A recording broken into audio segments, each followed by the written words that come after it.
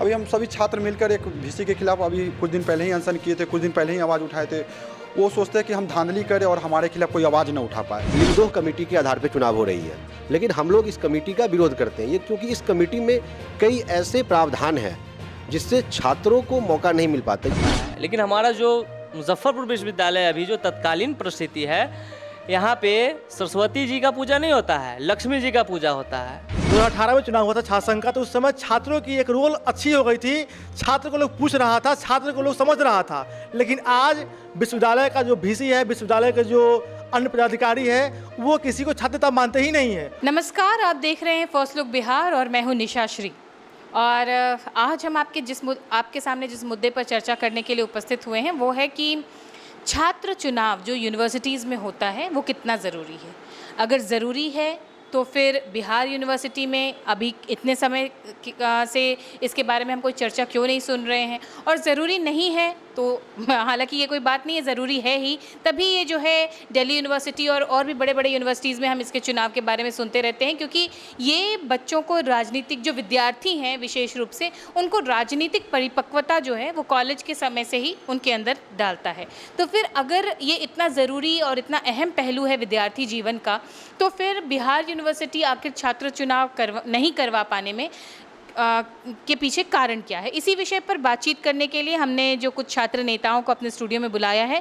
सबसे पहले आप सबको उनका परिचय करवा दें। हमारे साथ हैं पुष्कर जी, जो कि एबीवीपी से हैं और इसके पहले जो छात्र चुनाव यहाँ बिहार यूनिवर्सिटी में हुआ है उसमें एक बार वो जीत भी चुके हैं। हमारे साथ हैं आदित्य कुमार जी, जो कि NSUI के जिला अध्यक्ष हैं। साथ में है चंदन पासवान जी, जो कि छात्र लोजपा के विश्वविद्यालय अध्यक्ष हैं, और अभिषेक जी हैं, जो कि AISF से हैं। आप सबका बहुत बहुत स्वागत है। और पुष्कर जी, आपसे ही सबसे पहले इस मामले के बारे में बातचीत करना चाहेंगे कि आपने एक बार एक छात्र चुनाव यहाँ पे जीता भी हुआ है कि यहाँ पे छात्र चुनाव दोबारा कंडक्ट नहीं कराया गया है। अगर देखा जाए तो विश्वविद्यालय का इसमें महत्वपूर्ण रोल है। न छात्र चुनाव होगा, न छात्र नेता जीतेंगे, और न उनसे कोई प्रश्न पूछेगा। कहीं न कहीं उनकी से बहुत बड़ी रोल होती है। जब यहाँ से जब लोक भवन के द्वारा पूछा जाता है कि आपकी यूनिवर्सिटी में छात्र संघ चुनाव हुआ या नहीं हुआ, इसमें आप क्या सोच रहे हैं, क्या नहीं समझ रहे हैं, तो कभी ये लोग वहाँ पे रिपोर्ट भेजते हैं कि सत्र लेट है, कभी ये लोग रिपोर्ट भेजते हैं कि छात्र उस प्रकार से यहाँ पे अभी एकत्र नहीं है, चुनाव होगा, मार होगा, दंगा होगा, इस प्रकार का बहाना करके बार बार ये लोग चुनाव को पोस्टपोन करने का काम करते हैं, जो कहीं भी से छात्र हित में नहीं है। अगर देखा जाए, जब 2018 में चुनाव हुआ था छात्र संघ का, तो उस समय छात्रों की एक रोल अच्छी हो गई थी।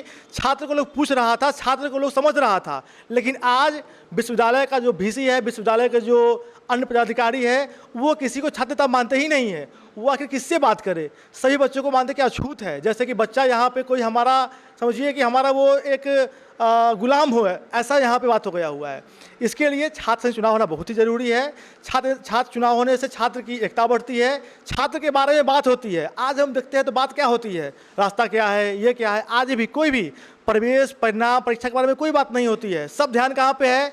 पैसा कहाँ से लाया जाए, पैसा कहाँ से लूटा जाए, इसकी तरफ सबका ध्यान ज़्यादा है। और देखा जाए तो आदित्य कुमार जी, आपसे जानना चाहेंगे कि छात्र चुनाव क्यों ज़रूरी है, और अगर ज़रूरी है तो बिहार यूनिवर्सिटी क्यों नहीं कंडक्ट कर रहा है? पहले बात तो छात्र संघ जरूरी है कि हम छात्रों के मुद्दा उठाते हैं, छात्र की समस्या को कॉलेज वीसी के सामने रखते हैं, और सभी पदाधिकारी जानते हैं। और वाइस चांसलर ऐसे हैं कि वो चुनाव क्यों नहीं कराना चाहते हैं।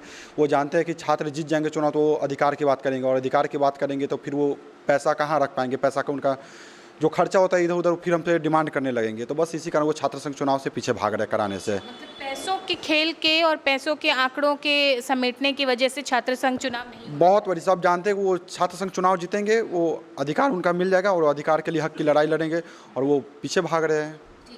चंदन पासवान जी, कौन बनेगा छात्रों की आवाज़ अगर छात्र संघ का चुनाव नहीं हुआ तो? नहीं हो पा रहा है, इसके लिए आप लोग जो छात्र नेता हैं ये लोग क्या कर रहे हैं प्रयास? देखिए, बाकी जगह विश्वविद्यालय को आप जानते हैं कि शिक्षा का मंदिर कहा जाता है, लेकिन हमारा जो मुजफ्फरपुर विश्वविद्यालय अभी जो तत्कालीन परिस्थिति है, यहाँ पे सरस्वती जी का पूजा नहीं होता है, लक्ष्मी जी का पूजा होता है।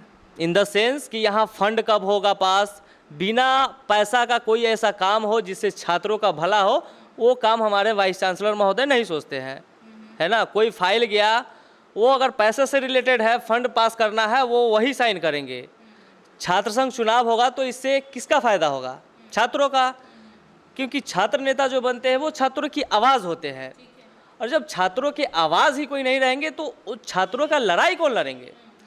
तो हमेशा से हमारा जो है छात्र लोजपा का छात्र संघ चुनाव का मांग रहा है। अभी हाल ही में जो आंदोलन हुए थे उसमें भी हमारा जो है 5 प्रमुख मांगों में से एक मांग हमारा था कि बिहार छात्र संघ चुनाव हो विश्वविद्यालय में। तो इस पे क्या प्रतिक्रिया मिली आपको जब इसकी आश्वासन के अलावा कुछ नहीं मिला है। बस आश्वासन दिया गया और अभी तक उस पर कोई नतीजा नहीं आया है।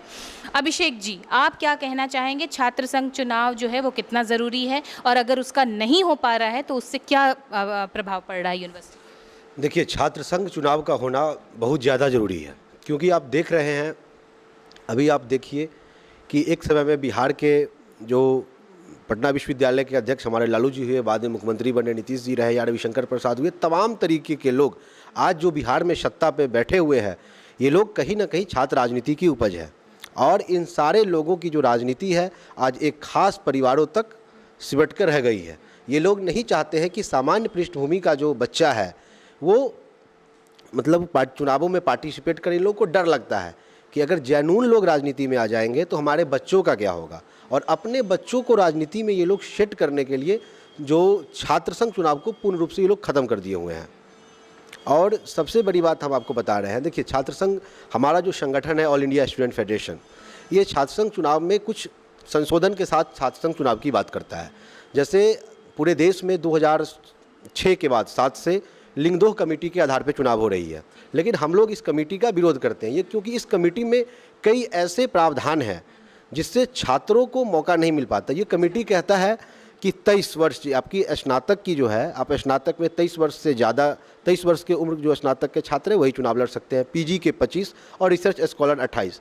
लेकिन कई बार अगर आप सामाजिक रूप से पिछड़े पृष्ठभूमि से आते हैं, दलित तबके के बच्चे हैं, तो आपकी पढ़ाई लेट से शुरू हो सकती है, और किसी कारणवश आप इस उम्र सीमा को पार कर उच्च शिक्षा में आप जाते हैं तो आपको रोक दिया जाएगा, या कई तरीके की चीज़ें। इस आधार पर हमारा छात्र संगठन जो है हमेशा हमारा विरोध करता रहा है लिंगदोह कमेटी का, और इसका स्पष्ट मानना है कि छात्र संघ चुनाव हो। अगर छात्र संघ चुनाव सिर्फ छात्रों का रिप्रेजेंटेशन का मामला नहीं है। छात्र संघ चुनाव जब होगा, कैंपस में जब छात्र राजनीति होगी तो छात्र एक अच्छा नागरिक भी बनेगा, क्योंकि आप छात्र जो है वो एक मतलब छात्र राजनीति जो है वो राजनीति का पाठशाला होता है, और वहाँ से एक स्वच्छ राजनीति की जो नींव पड़ती है। स्वच्छ राजनीति की नींव पड़ती। चंदन पासवान, ये जो अभी जिस कमेटी की लिंगो कमेटी की बात कर रहे थे ना अभिषेक जी, हाँ, तो ये कमेटी की बात करते हैं, इस कमेटी के बारे में आपका क्या कहना है, और क्या अगर इस पे संशोधन किया जाए तो फिर छात्र चुनाव अगर हो छात्र संघ के लिए तो फिर वो बेनिफिशियल होगा? देखिए, लिंगदोह कमेटी जब बनाया गया तो उसमें इस बात का ध्यान रखा गया कि समान पृष्ठभूमि से आने वाले जो छात्र हैं ये उन्हीं के लिए कमेटी बनाया गया कि इसमें दबंग प्रवृत्ति के लोग या बहुत पैसे वाले धनबन वाले लोग उस पद पे ना रहे, उसके लिए ही ये कमेटी बनाया गया है। तो जो गरीब विद्यार्थी है, सामान्य है, वैसे लोग भी आएंगे। और चूंकि इसमें एज लिमिट इसलिए रखा गया है कि मान लीजिए कि कोई ऐसे विद्यार्थी है जो जैसा सुपर सीनियर का कॉन्सेप्ट है ना, सीनियर हुआ सुपर सीनियर हुआ, तो ऐसा नहीं है कि मान लीजिए कि कोई व्यक्ति ग्रेजुएशन में आया, वो 2-3 साल से प्रमोटेड हो रहा है, फेल हो रहे हैं, वो तो सीनियर आ गए, उनके बैच के तो चले गए। अब बाकी जो जूनियर आए हैं तो वो उनके साथ रह के और वो वहाँ पे जो है सुप्रीमेसी ना दिखाए, इसलिए ये लिंगदोह कमेटी लाया गया था। इसका एक नियम ये भी है कि अगर आपका अटेंडेंस जो है उपस्थिति कक्षा में 75% नहीं है या उससे मतलब कम है तो आप जो है नहीं बन पाएंगे। दूसरा ये कि आपको किसी भी एक विषय में है ना फेल हो गए हैं, प्रमोटेड हो गए हैं, तो भी आप छात्र संघ चुनाव के लिए एप्लीकेबल नहीं है। तो इस तो आपका ये मानना है? छात्र लोजपा लिंगदोह कमेटी का समर्थन करती है और हम मांग करते हैं कि विश्वविद्यालय प्रशासन इसी कमेटी के तहत जो है चुनाव प्रक्रिया को पूर्ण कराए। आदित्य जी, आप क्या कहेंगे? क्योंकि ये लिंगो कमेटी जो है ये एक नई बात आई है हमारे सामने में, और इसमें एज के ऊपर दोनों पहलू हैं। एक ये कि कहीं कोई सुपर सीनियर बनने की कोशिश ना करे, और जो अभिषेक जी ने भी बात रखी कि कई बार ऐसा होता है कि पिछड़े ग्रामीण परिवेश के लोग होते हैं जिनकी पढ़ाई लेट शुरू होती है, तो एज फैक्टर कितना ज़्यादा ज़रूरी है, होना चाहिए या हटा दिया जाए? नहीं, एज पर तो होना चाहिए, ये बिल्कुल सही है और होना चाहिए। और सबसे पहला तो विश्वविद्यालय में चुनाव होना चाहिए। वो वीसी साहब हमारे को चुनाव नहीं कराते, सोचते हैं गरीब लोग हैं वो आगे बढ़ेंगे तो हमारे खिलाफ एक ठोस मजबूती बन। अभी जब चुनाव नहीं हो रहा है तो कौन बन रहा है आवाज़ छात्रों और जो एडमिनिस्ट्रेशन है उनके बीच? अभी हम सभी छात्र मिलकर एक वीसी के खिलाफ अभी कुछ दिन पहले ही अनशन किए थे, कुछ दिन पहले ही आवाज़ उठाए थे। वो सोचते हैं कि हम धांधली करें और हमारे खिलाफ कोई आवाज़ ना उठा पाए। हर कॉलेज में 200 की जगह 500 लिया जाता है, 700 लिया जाता है, उस सब पैसा तो वो वीसी साहब के पास जाता है। तो वो सोचते हैं कि हम छात्र चुनाव नहीं कराएं और इसका जो पैसा है वो मेरे पास आए, और छात्र संघ चुनाव कराएंगे तो फिर अधिकार की बात होगी, अधिकार की बात में छात्र आगे आएंगे। तो बस वो चुनाव नहीं कराना चाह रहे हैं। छात्रों के सवालात का सामना करने से बच रही है एडमिनिस्ट्रेशन, यही कहना चाहेंगे? पुष्कर जी, सारी बातें आपने कही, एक कंक्लूडिंग स्टेटमेंट आपकी तरफ से चाहेंगे कि आप क्या कहते हैं, जो इस कमेटी की बात हुई या इसमें एज फैक्टर की बात हो रही है या फिर स्टूडेंट्स और एडमिनिस्ट्रेशन के बीच की दूरी को पाटने की बात हो रही है, सबको समावेशित करते हुए एक समाधान आपके नज़र में क्या है? अगर देखा जाए तो जहाँ तक बात है लिंक 2 कमेटी की, तो ये कमेटी सही वर्क काम करती है। अगर देखा जाए तो पूछिएगा क्यों, प्रश्न है कि क्यों। एक एज लिमिट तो चाहिए, एक जो छात्र है उसका भी एक एज होता है, एक उम्र होती है। अब हमको कोई बोल दिया जाए कि 50 साल की उम्र में अगर हम जाके स्नातक में एडमिशन ले लें और उसके भी हम जाके चुनाव लड़ लें, तो ये कहाँ तक सही है? विधायक की उम्र में लड़ने के लिए आप जो है आके छात्र संघ चुनाव लड़ने के लिए, तो फिर उसका स्तर क्या रह जाएगा? संघ का चुनाव छात्र की उम्र में ही छात्र के उम्र में ही होनी चाहिए, नहीं तो सुपर सीनियर रहेंगे तो फिर तो दिक्कत है ना, फिर वो बच्चा का बात मानेंगे ही नहीं। फर्स्ट बात। सेकेंड बात, अभी आप बोले कि जो चुनाव छात्र संघ का नहीं हुआ इतने दिनों से, तो हम लोग कैसे काम कर रहे हैं? तो हर छात्र संगठन अपने हिसाब से काम करती है। एक होता है सेलेक्टेड और एक होता है इलेक्टेड। छात्र संघ इलेक्टेड चुनाव होता है, लेकिन जो छात्र का जो क्या बोलते हैं, जो जैसे AVP है, RJD है, अन्य जो संगठन है, जो छात्र संगठन है, वो अपना सिलेक्शन भी करता है, अपने अपने हिसाब से लोग अध्यक्ष बनाता है, ये करता है, वो करता है। तो अभी वैसे ही काम कर रहा है। सब लोग का अपना अपना कमेटी है, उसके हिसाब से भी सुधारे में जाके वो लोग अपना मांग पत्र, अपनी जो चीज़ें हैं ये अपनी। कितना इफेक्टिव होता है बिना चुनाव के? केवल पार्टी बेसिस पे जो काम होता है, ये कितना इफेक्टिव होता है? और जब छात्र संघ चुनाव की बदौलत जब आपको कोई अधिकार दिया जाता है तो वो कितना प्रभावशाली है? देखिए, जाते हैं हम लोग भी मांग करते हैं, तो कभी कभी VC हम लोगों पे या कोई अन्य पदाधिकारी बोल देते हैं कि उनका ये मांग है, आपका ये मांग है, तो वो आपस में ही मतलब आपस में ही लड़ाने का काम कभी कभी करते हैं। लेकिन जब म्यूचुअल अंडरस्टैंडिंग की कमी। लेकिन जब छात्र संघ होता है तो छात्र संघ किसी पार्टी का नहीं होता है। ठीक है, किसी पार्टी के माध्यम से वो जीता हो, किसी के पार्टी के माध्यम से जीता हो, किसी का सहयोग रहा हो, बट वो अलग है। बट वो हर एक छात्र का अधिकार, वो हर एक छात्र का उसका अपना ही वो होता है। तो ये छात्र संघ प्रभावी होता है, छात्र संघ की बातें सुनी जाती है। यहाँ भी जब चुनाव हुआ था 18 में, तो छात्र का वैल्यू था, छात्र के बारे में लोग बात करते थे, छात्र एक साथ एक मंच पे आके खड़े होते थे। आज छात्र को बांटने का काम करता है यहाँ का यूनिवर्सिटी, एक इस पार्टी में, एक इस पार्टी में। अगर अभी अनाउंस हुआ, मान लीजिए कि अभी हमारे VC आपका ये इंटरव्यू देख रहे हों और उन्होंने कहा कि ठीक है छात्र संघ चुनाव हम करवाएंगे, तो कितना समय लगेगा पूरी प्रक्रिया? सबसे पहले तो जो नियमावली है, टाइम टेबल आता है उसका कि आप इतना से इतना डेट के बीच में आप छात्र संघ का जो अपना क्या बोलते हैं नॉमिनेशन कीजिए। उसके बाद आता है, फिर से आता है कि आप नॉमिनेशन में से अपना नाम भी वापस ले सकते हैं। नाम लेने के बाद मैक्सिमम आज से अगर VC महोदय इस पर लग गए, ड्राफ्टिंग वगैरह तैयार कर दिए, तो मैक्सिमम अगले 2 महीने के बाद चुनाव हो सकता है। हाँ, इस साल हमें छात्र संघ का चुनाव पॉसिबल हो सकता आराम से। वैसे छात्र संघ साल भर के लिए होता है, इसकी जो अवधि होती है पूरे भारत भर में साल भर के लिए ही होती है। तो नियम कहता है कि 15 अगस्त तक उसका डेट रहता है, तय सीमा रहता है। 15 अगस्त से 15 अगस्त साल भर का टेन्योर माना जाता है पूरे भारत भर में। तो चुनाव अगर होता है तो अभी भी अगर प्लान करें और अगस्त से पहले चुनाव करवा सकते हैं। ये चुनाव के जस्ट चुनाव, क्योंकि लोग बोलता है ना कि नया सेशन का क्लास अगस्त से शुरू होता है। जैसे नामांकन प्रक्रिया, जैसे कि एग्ज़ाम हुआ, नामांकन प्रक्रिया हुआ, मई जून तक एडमिशन खत्म हो जाता है। मैक्सिमम जुलाई से लोग बच्चे आने लगते हैं, तो फिर अगस्त में चुनाव हो जाती है, 15 अगस्त के बाद, ऐसा लोग बोलते हैं।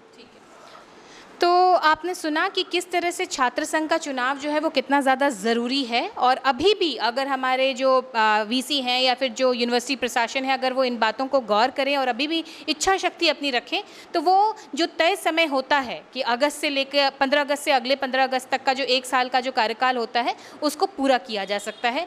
आपकी इसमें मामले में क्या राय है, कॉमेंट बॉक्स में ज़रूर लिख करके बताइएगा। फिलहाल के लिए इस चर्चा को हम यहीं पर देते हैं विराम।